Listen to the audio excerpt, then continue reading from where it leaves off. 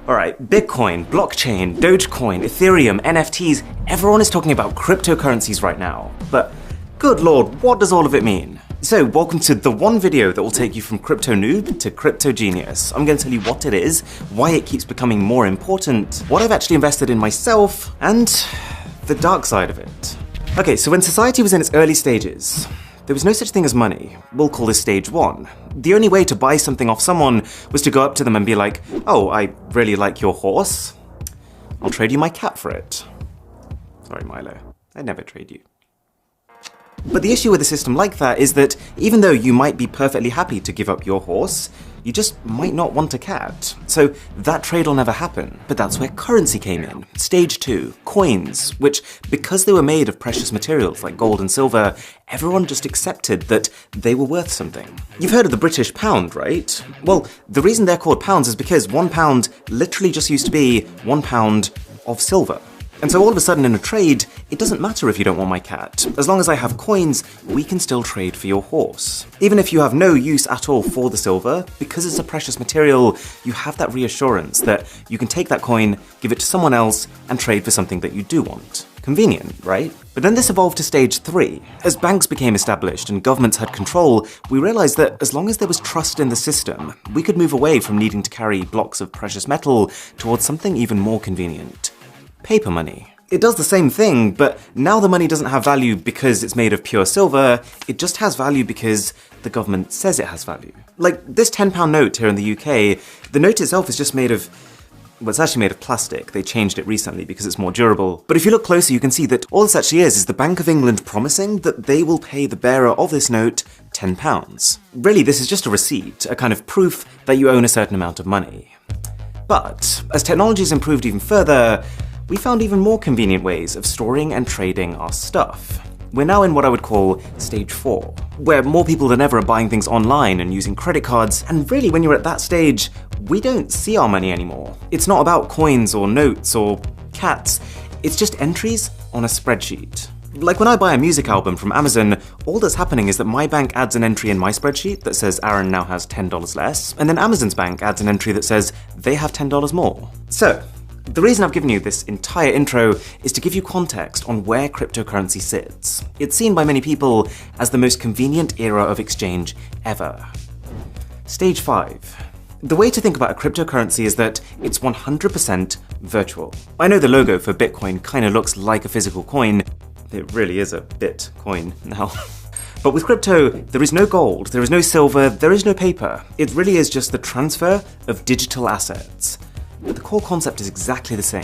Think of them as literally just running spreadsheets of who's paid what to who. But instead of multiple banks keeping their own separate records, with crypto, there is just one enormous spreadsheet of every transaction made using that currency. And this is called a ledger. Okay, we all love a good spreadsheet, but what's all the fuss about? Why is everyone going crypto crazy?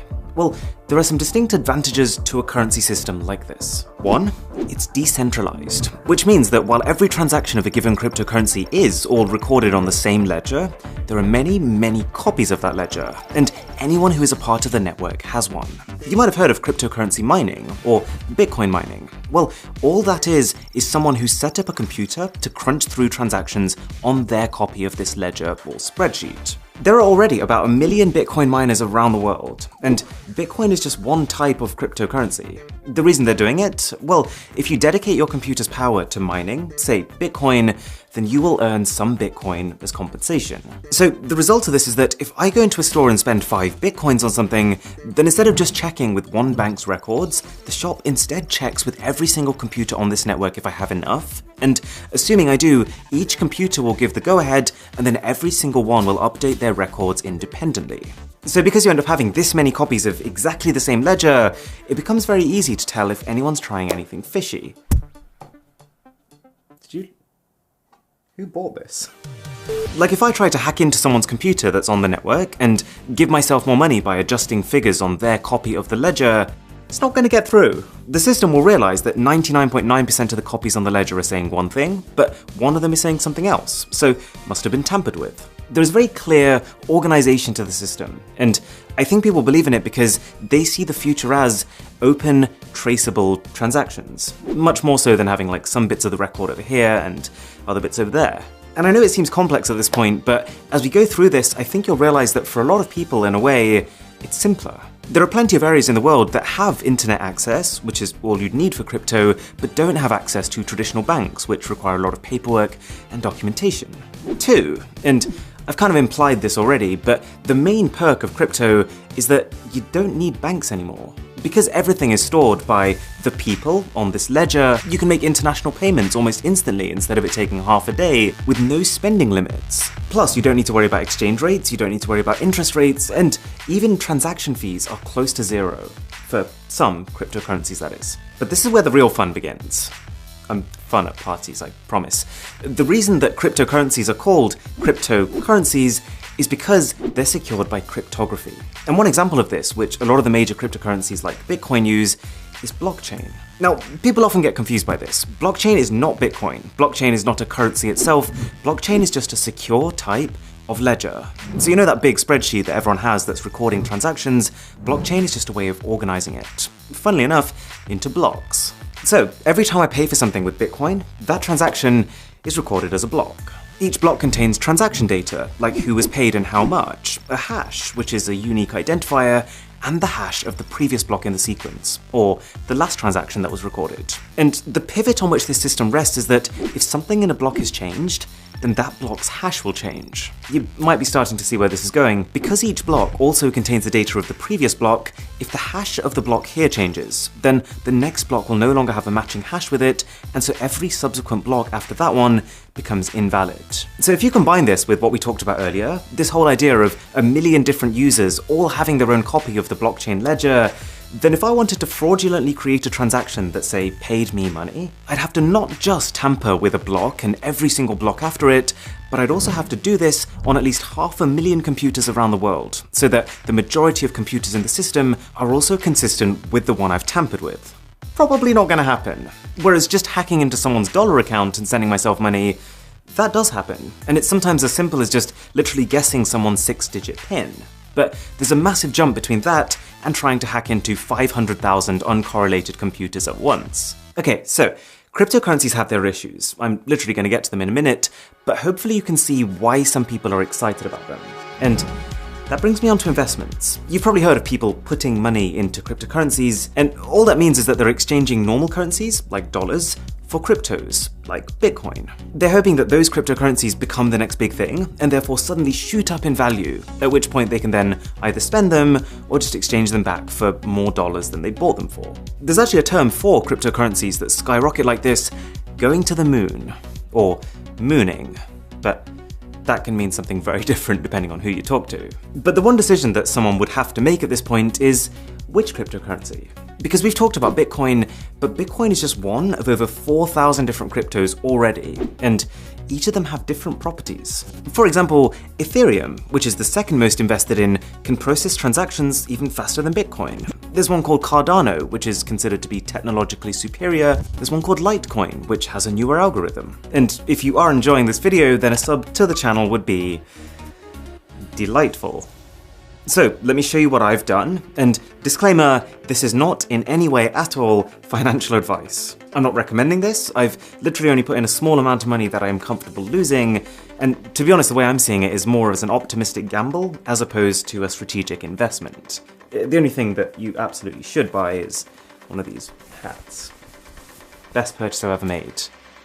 That is financial advice. So I've put 40% in Ethereum, 20% in Polygon, 20% in Cardano, 10% in Cartesi, and 10% in Litecoin.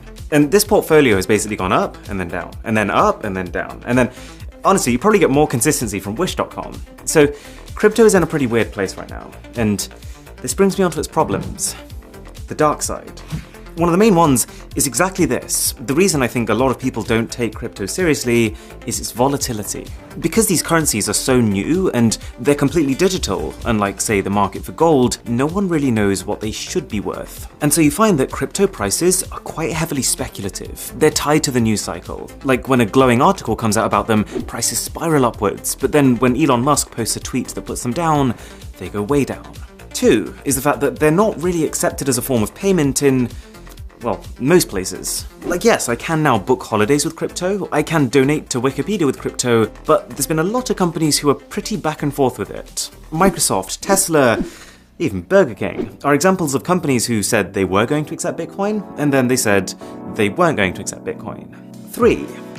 There can be an environmental concern. See, the whole reason why a lot of these cryptos are so secure is because of this concept of transactions being verified many times by many computers. So I think it's a fair criticism that in itself creates a fundamental inefficiency. That much computing power requires a lot of electricity. But at the same time, you could counter this by saying that traditional banking uses more electricity, that there are newer coins with better technology that are more efficient, and that one day we'll be able to get that electricity from renewable sources. Depends who you ask. And 4, there's also a pretty strong sentiment that because there's no real policing or regulation on crypto right now, it's like the perfect currency for criminals. But to be honest, I think the data speaks for itself on that one. According to Chainalysis, 0.34% of crypto transactions are criminal, up to 5% of normal cash transactions are criminal. And I think that's because it's a bit of a misconception that currencies like Bitcoin are anonymous. They're actually pseudonymous, which means that even though your actual details aren't visible to everyone, your public key, your unique identifier, will be permanently baked into the blockchain upon making transactions with it. So cash is just a better currency for most types of criminal activity, because by its very nature, it's untraceable. Don't ask me how I know that. But as well as the negatives, there are also just some straight up odd things that have come about because of crypto. For example, you might have heard of an NFT, a non-fungible token. If you haven't, you might want to take a seat for this one. I don't want to call it stupid, but this one's a head scratcher.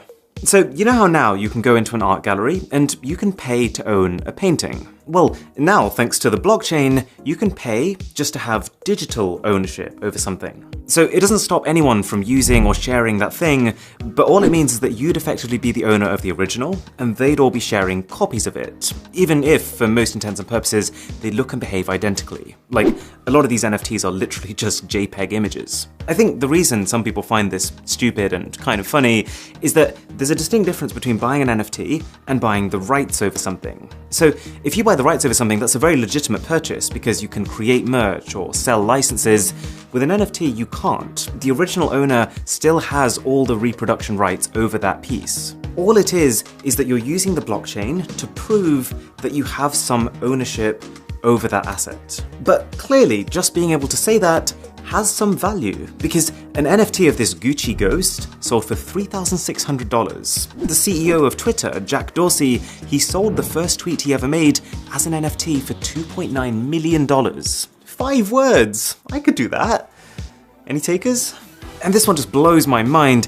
This photo, which is basically an overview of one guy's pieces of art, sold for $69 million. Very nice. To clarify, this literally just gives the buyer some digital ownership over a JPEG image.